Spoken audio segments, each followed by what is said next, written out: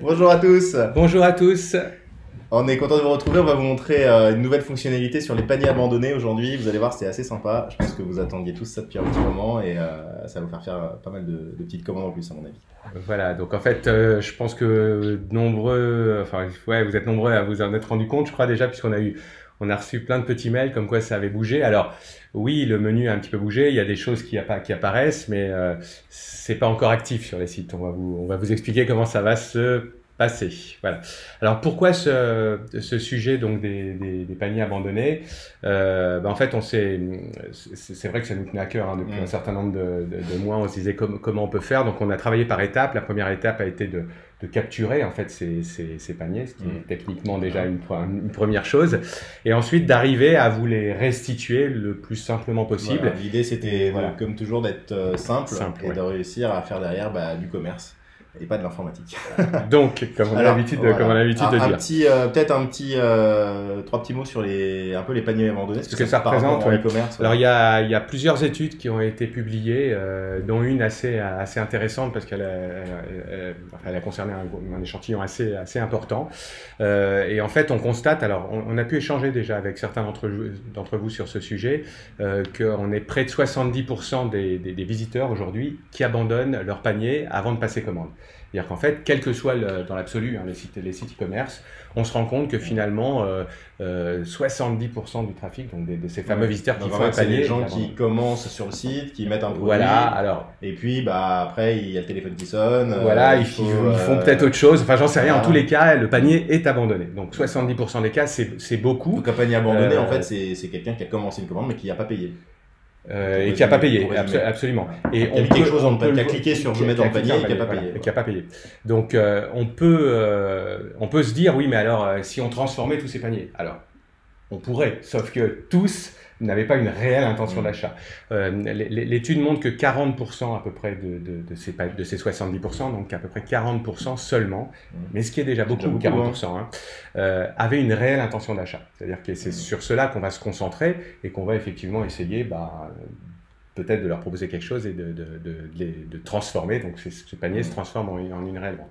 Alors, on a approfondi un petit peu, enfin, en tous les cas, les études ont approfondi, et nous on le constate aussi statistiquement, les raisons pour lesquelles ces 40% donc, de gens n'allaient pas jusqu'au bout. Alors, la première, elle concerne la livraison, je crois qu'on peut le dire comme ça. Il y a un vrai sujet, on l'a tous vécu. Je pense que vous, comme nous, à un moment donné, sujet livraison. Et le sujet de livraison, frais de livraison, voilà. On le décompose en trois raisons différentes, on va dire. La première, alors je le dis à nombreux d'entre vous que j'ai au téléphone, la première, c'est l'effet livraison surprise. C'est-à-dire qu'en fait, ils vont voir, ils font le panier, ils vont voir s'il y a des frais de livraison, combien ça coûte, etc. Donc, parce que il n'y a pas d'indication sur le site. Donc ça, c'est quelque chose qu'on peut contourner, ça évite des paniers abandonnés, de livrer cette information. Et le mieux, c'est de pouvoir proposer de façon claire, soit via les widgets, avec un lien dessus vers une page personnalisée, soit un petit onglet en haut à droite du site, mais d'expliquer, même dans les descriptions des produits, on peut tout à fait mettre une indication sur le fait qu'il y a des frais de livraison, ou pas d'ailleurs, peu importe, mais d'en dire un petit peu plus. Donc ça évite d'obliger... C'est vrai que quand on découvre, on est payé qu'en fait il y a 5 € de plus. Voilà, c'est pour ça que c'est... le micro, c'est un peu... Voilà. Donc c'est toujours embêtant de découvrir. C'est pour ça qu'on appelait ça les frais de livraison surprise. Ça sort de nulle part et on découvre. Donc ça, c'est toujours dommage. Ensuite, il y a les frais de livraison trop élevés. Donc là aussi, c'est un vrai frein. C'est un vrai frein parce qu'on s'attend, c'est un peu dans la suite logique, mais on s'attend à payer, je sais pas, peut-être 2,50 € et on se retrouve avec 4 €. Donc, le mieux, c'est vraiment de définir des frais de livraison incitatifs. C'est-à-dire, on peut comprendre qu'il y a des frais de livraison. Et dans les usages, on se rend bien compte aujourd'hui que les visiteurs, de plus en plus, ils savent bien que s'il n'y a pas de frais de livraison, c'est inclus dans le prix. Donc voilà, on a de plus en plus l'habitude. Maintenant, si on ne connaît pas, enfin on n'informe pas sur les frais de livraison et qu'en plus les frais de livraison sont très élevés, voilà, c'est deux vraies raisons où on se sauve. Et cela, je pense que pour les transformer, ça va être compliqué. Et la troisième raison, surtout sur cet aspect donc frais de livraison, c'est l'impossibilité d'avoir une livraison gratuite. Il y en a encore beaucoup qui s'attendent, alors même si c'est un peu contradictoire, hein, toutes ces raisons entre elles, mais il y en a encore beaucoup qui s'attendent à se dire « Ah bah oui, j'aimerais bien avoir une livraison gratuite » et ils cherchent un moyen d'avoir une livraison gratuite. Bon, voilà pour cet aspect livraison. Ensuite, il y a les personnes qui sont dans une phase aussi d'avant-achat, donc de réflexion, on va dire. Donc cette phase de réflexion, bah, qu'est-ce qu'ils vont faire? Ils vont aller faire le panier pour aller essayer d'estimer leur achat. Combien ça va me coûter, voilà, quel est le prix, voilà.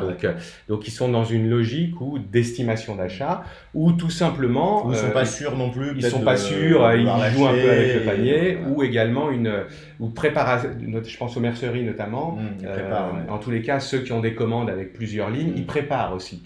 Donc, ce n'est pas forcément un panier abandonné au sens où ils vont mettre 1 heure, 2 heures, voire 2 jours, 3 jours à préparer un panier parce qu'ils ne savent pas trop encore quels produits ils vont totalement... Voilà. Donc ça, faudra faire aussi attention et c'est ce qui expliquera le choix, pourquoi on vous laisse la main là-dessus. Et enfin, le dernier frein, alors là, il y en a d'autres, hein, mais c'est vraiment les principales raisons qui peuvent être bloquantes, c'est quand on arrive au paiement et on n'a pas le choix, on n'a pas le choix, il y a un manque dans les moyens de paiement, quelque chose pour payer. Souvent on dit statistiquement, vous enlevez PayPal par exemple, on se rend compte c'est 10 à 12% d'abandon de panier supplémentaire. Oui, c'est vrai, voilà, parce que comme on le dit souvent, il y en a qui sont beaucoup sont réticents à sortir leur carte. Donc s'ils ont un compte PayPal, c'est aussi pour ça. Il y a un problème d'image apparemment. Il y a un problème d'image. Bon, on va passer sur j'espère. Voilà. Et donc des personnes réticentes encore à sortir leur carte, mais également se trouvent dans des situations où elles n'ont pas non plus leur carte bancaire directement dans leur poche. Hein, on prend souvent l'exemple, quand j'en discute, on se retrouve dans le canapé, voyez, tranquille, avec l'ordi sur les genoux, le soir, on passe sa commande, et puis finalement, on n'a pas sa carte, on abandonne le panier, puis on n'y reviendra peut-être pas. Donc ça peut être dommage de ne pas le savoir, on va dire. Alors, on va maintenant passer, Jérémy, directement, l'image est revenue, c'est bon? Vous nous voyez? Je pense que oui. Ok, a priori, c'était nous en fait. C'est l'autre caméra. Voilà, donc essaye de regarder si la caméra elle passe bien. Alors, on va passer maintenant sur le site. Alors là, je vais remettre mes yeux. Voilà. Donc, alors comment ça va se passer sur le site? Alors, vous en êtes rendu compte, dans l'onglet commandes, c'est ici que ça va se passer. On a un petit peu réorganisé cet onglet, puisque vous voyez que deuxième ligne dans le menu, vous avez mes stades de commande, donc en fait qui étaient au préalable, qui se situait ici préalablement, et donc on les a mis ici, donc c'est plus harmonieux, on va dire, c'est plus logique de les avoir ici. Et vous avez en dessous deux petits menus supplémentaires, mes paniers abandonnés, donc par opposition aux commandes, hein. L'objectif c'est qu'on les fasse passer ici, voilà, et mes stades de paniers abandonnés, pour savoir si on est performant sur ces fameux paniers abandonnés. Alors quand on clique sur mes paniers abandonnés, alors, vous devez tous avoir vu, enfin en tous les cas ceux qui ont regardé sont tombés sur cet écran dans la journée, puisque la mise à jour, en tous les cas l'ajout de cette fonction a été faite cette nuit.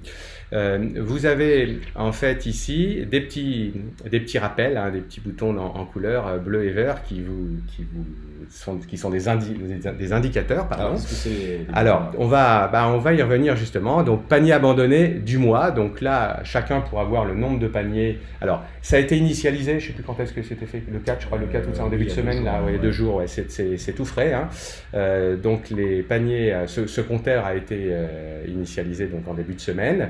Vous aurez les paniers que vous avez relancés, les paniers abandonnés transformés du mois, c'est-à-dire que quand on relance, c'est pour aboutir à une transfo, hein, c'est ce qu'on espère, et le volume de chiffre d'affaires que ça représente, donc transformé. Donc ça, c'est assez sympa. Alors, et vous avez ensuite le listing. Ce que vous n'avez pas encore, c'est forcément le listing dans lequel vous pouvez cliquer, puisqu'encore c'est pas encore activé chez vous, et ce petit bouton ici gris, configuration. Alors, on va commencer par là, donc on va aller dans ce petit bouton configuration, et là, on va, dans un premier temps, vous expliquer sur la gauche le pourquoi du comment. Donc, lisez-le, c'est toujours petite notice là qui explique comment ça va fonctionner.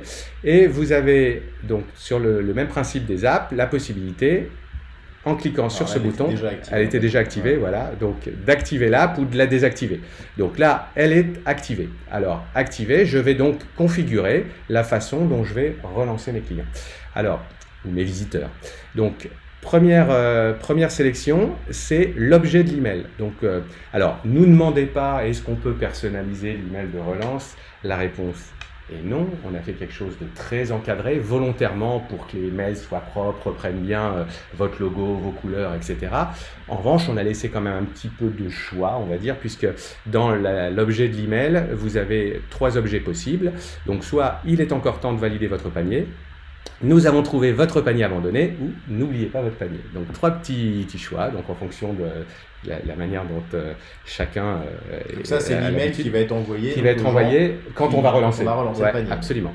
Et ensuite on a mis 3 modèles de mail. Donc modèle 1, donc vous voyez le modèle 1, c'est vous avez des produits dans votre panier, peut-être n'avez-vous pas eu le temps de finaliser votre commande ou l'avez-vous oublié. Voilà. Ensuite un modèle 2, où ils vont vous dire vous avez rempli un panier avant de l'abandonner, vous avez peut-être rencontré un problème, si c'est le cas nous serions ravis de pouvoir vous aider. Voilà. Et un modèle 3, qui dit des articles sont toujours dans votre panier, ils sont encore disponibles, n'attendez plus pour les commander. Alors avec la possibilité à chaque fois d'ajouter un petit code promo que vous aurez défini avant pour les inciter. Alors les bonnes pratiques en la matière, là aussi il y a eu des études intéressantes de faire, c'était de dire logiquement c'est relance 1 sans code promo dans l'absolu on va dire, relance 2 avec code promo. Après, on verra les différents codes promo, mais ça peut être des frais de port offerts, ça peut être, en fait, ça dépend du fond, finalement, du contenu du panier, hein, bien souvent. Mais alors, ça, c'est, on va dire, dans l'absolu. Maintenant, vous pouvez très bien relancer, enfin, mettre un code promo dès la première relance. Ça dépend. En fait, c'est à vous d'essayer de percevoir, d'apprécier. Là, surtout, là, vous allez voir, l'intérêt, c'est que vous pouvez faire ça pour chaque panier différemment. C'est l'intérêt aussi, c'est que vous allez pas non plus crouler sous les demandes de paniers abandonnés sur le jour où vous n'êtes pas encore Amazon. Je vous l'espère, mais voilà, on n'en est pas encore à Amazon, donc même si on en a 10 dans la journée, on peut prendre un peu de temps pour personnaliser un petit peu l'action en disant bah, tiens lui bon, il y en a déjà pour un peu de sous, je vais lui faire une petite remise. Bon, bah lui, il est déjà client. Je vais lui faire les frais de port, voilà. Donc, pour personnaliser un petit peu l'offre. Alors, c'est cette option qu'on a prise. On s'est longtemps posé la question de savoir est-ce qu'on faisait de l'automation, c'est-à-dire est-ce qu'on faisait des règles et c'est une vraie bonne idée de faire des règles, mais c'est tout de suite très vite compliqué surtout, parce que pour que ça soit un truc automatisé. Le gros intérêt, c'est que ça permet d'en traiter énormément, mais ça sera toujours moins bien que si on fait chaque client un par un et qu'on le traite de manière individuelle, forcément. Donc c'est pour ça qu'on a préféré faire quelque chose où on va plus dans la qualité que dans la quantité, où justement ça vous permet, vous, de faire des actions.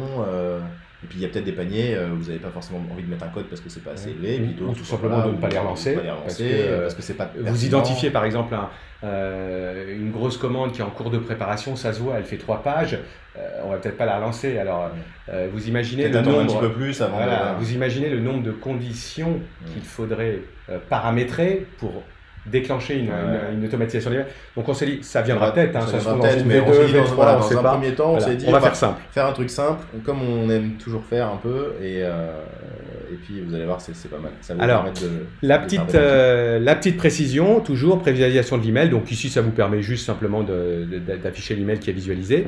Et là, vous voyez, on a mis une petite annotation. L'ajout du code promo s'effectue au moment de l'envoi de l'email de relance. Et dans ce cas, la phrase incluant le code promo s'affiche comme ci-dessous. Donc vous verrez qu'en fonction du modèle, donc le petit texte est différent. Donc là, vous voyez, ils sont encore disponibles et on dit, en plus, voici une surprise juste pour vous. Le code, un tel, profitez-en. Si on est sur le modèle 2, on a mis, alors juste pour vous, le code. Profitez-en pour finaliser vos achats. Et sur le modèle 1, on a mis, nous vous avons réservé un petit avantage, le code, voilà, profitez-en pour reprendre votre commande et la finaliser. Donc vous voyez tout de suite, c'est des petites variantes. C'est la phrase qui s'affiche que si on met un code. L'idée, c'est de pouvoir changer un petit peu de temps en temps le modèle d'email que vous utilisez. Donc là, c'est activé, donc ma foi, tout va bien. Si je reviens ensuite dans mes paniers abandonnés, une fois que c'est activé, ici, vous voyez que j'en ai un. et ben, si je clique dessus, j'ai le détail du panier. Donc là, je vois que ce sont des pieds en bois d'enceinte qui coûtent 89 €. Et là, je peux décider de ce que je fais. Alors, soit je masque le panier. Alors attention, masquer, ça veut dire vous le sortez de la liste de vos paniers abandonnés, c'est-à-dire vous ne jugez pas bon de relancer ce panier. Alors, vous ne le reprendrez pas après. Donc, attention, avant de dire masquer, c'est pas jamais définitif parce que le panier il est quand même stocké, mais c'est définitif dans le sens où on ne le resservira pas dans le listing. Voilà, on décide qu'on ne va pas le relancer. Sinon, ça serait trop compliqué de laisser, je le remets, je l'enlève, etc. On ne s'y retrouve plus à la fin. Donc, attention, on peut le masquer. Ensuite, sinon, on peut tout simplement le relancer. Alors, le relancer, vous voyez qu'il y a une petite question où on dit inclure un code dans l'email de relance. Donc, soit non, et donc l'email que vous choisissez, le modèle d'email que vous avez choisi en configuration sera envoyé, soit vous dites, ouais, je veux faire un petit code promo, et là, je vais avoir accès à la liste des codes promo que j'ai définis en préalable, donc dans mes codes promo. Je sélectionne mon code promo, par exemple celui-ci ici, et je n'ai plus qu'à relancer le panier. Voilà, et là, l'email est parti, et donc avec votre petit logo classique sur les emails. Du coup, il y a une petite information. Voilà, il y a une petite information en plus ici qui est relance du panier avec le code Valdis, voilà, donc, ainsi que la date et l'heure de la relance. Alors, ça me permet, vous voyez, donc là, j'ai mon listing, je travaille sur mes paniers individuellement, et quand je vais aller dans mes stades de paniers abandonnés, là, je vais me rendre compte de quoi? Tout simplement qu'aujourd'hui, j'ai eu 2 paniers abandonnés sur le site, j'ai relancé 2 paniers, et il y en a un, alors effectivement, je l'avais transformé tout à l'heure, juste pour vous montrer qu'il y avait, sur le petit histogramme, qu'il y avait les 3 couleurs, et donc il y en a un panier transformé. Donc je suis très content, mais alors c'est combien ce panier transformé? Si je descends un peu plus bas, je vais avoir ici le panier transformé, ce que c'est, quel est le prix, et puis après, j'arrive sur la commande classique que je vais traiter. Donc ça me permet de savoir le nombre de paniers abandonnés, vous voyez ici, le nombre de paniers relancés, le nombre de paniers transformés, donc en quantité et en montant. Voilà, une petite stat directement ici qui permet d'apprécier votre travail pour ces gestions de relance des paniers abandonnés. Voilà, je crois que je vous ai raconté la fonctionnalité. La fonctionnalité, là, ouais. Alors,